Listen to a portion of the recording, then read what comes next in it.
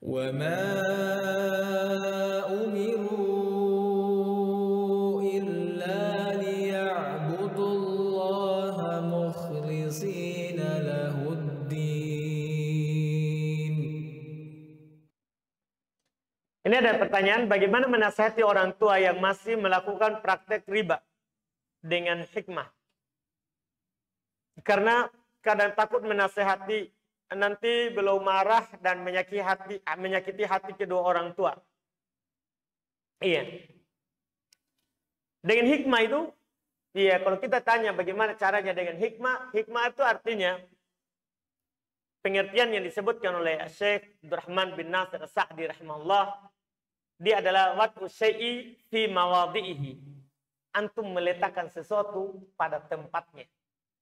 Itu pengertian hikmah. Artinya antum nasihati saat memang nasihat itu dia terima. Sebagai anak.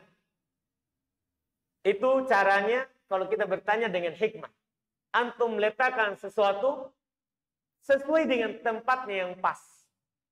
Al-munasib lahu, yang cocok untuknya. Antum tahu, antum sudah bersama orang tua antum dari kecil. Antum tahu apa yang cocok untuk orang tua antum. Iya. Antum tahu yang cocok. Kalau memang kalau langsung dikasih tahu riba, haram, berat, kasih tahu yang lain. Kasih tahu dulu yang lain. Insya Allah kalau dia ikut yang lain, akan mudah baginya untuk meninggalkan dosa berikutnya. Karena hidayah itu, kebaikan itu saling menyeret. Ketika kita melakukan satu kebaikan, maka pasti kita akan melakukan kebaikan yang lain. Itu otomatis. Karena kebaikan dia punya saudari-saudari. Itu kebaikan.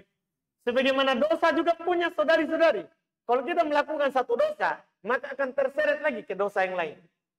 Kebaikannya juga seperti itu. Antum misalnya bermajelis ilmu. Ada hal banyak yang ikut dalam majelis ilmu.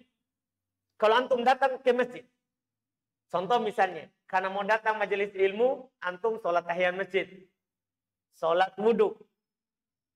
Terus, karena taklimnya maghrib isya, akhirnya antum menunggu sholat isya sambil duduk majelis.